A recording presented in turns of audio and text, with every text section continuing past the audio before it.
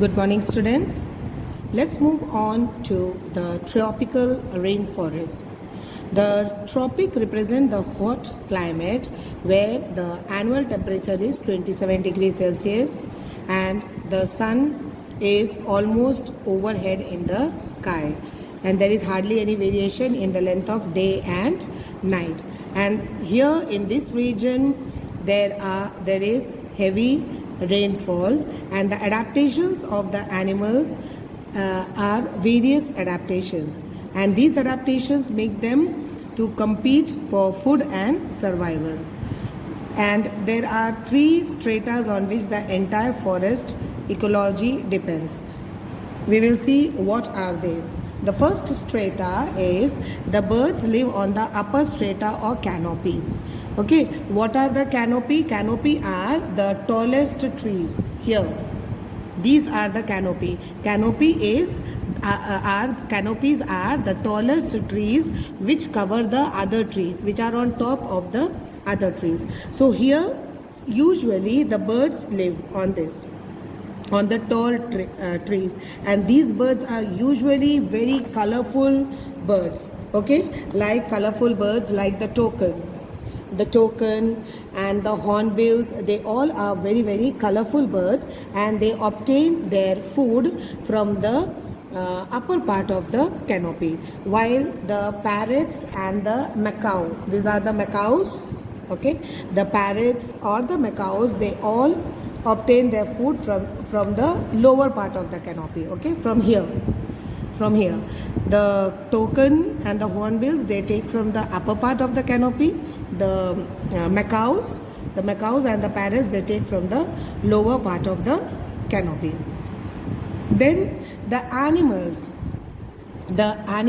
most of the animals living on the trees, they are arboreal, and they are adapted to live on the trees. What are arboreal?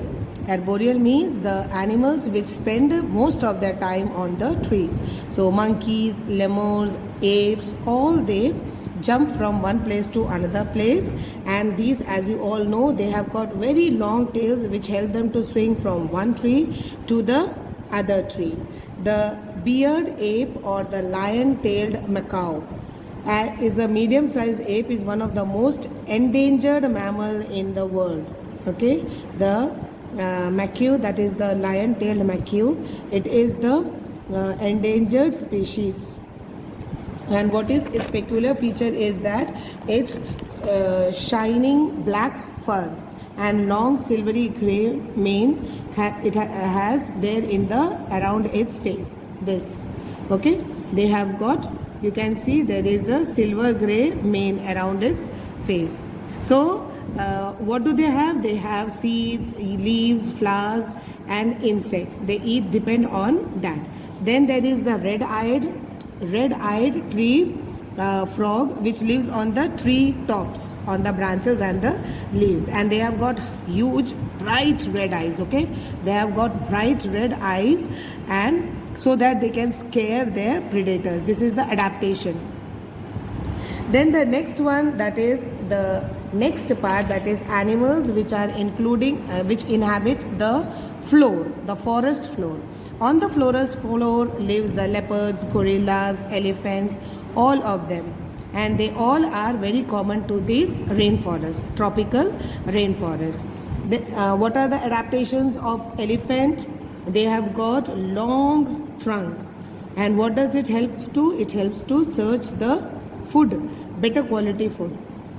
Then a single finger-like projection at the tip helps them to grab the leaves.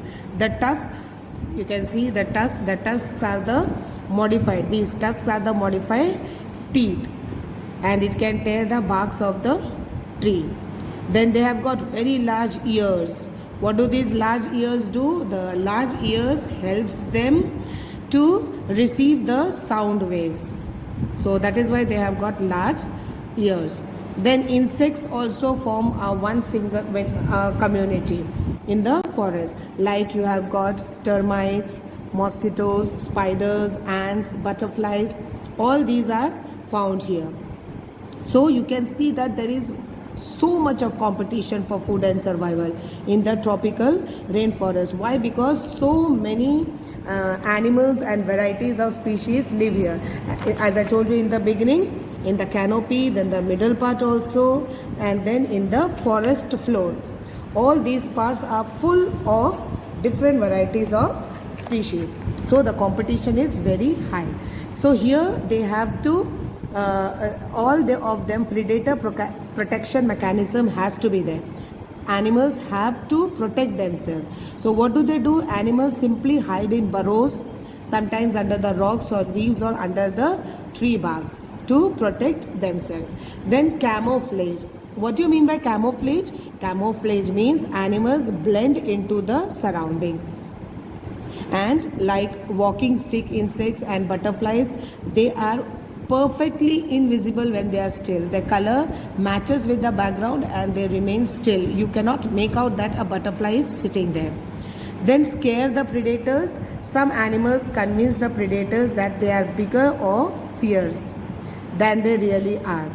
Like the butterflies have large eye designs on the wings, so which makes them look like head of large animals. Some of the butterflies have got very big designs. Okay, and then some animals, poisonous animals, they advertise their defense with color and scent. Some of them, they have got scent. So what do? When a predator eats one member of the group, it gets sick, and then the memory stays with the predator, who will avoid that animal in future. Once they eat and they get sick, so what will they do?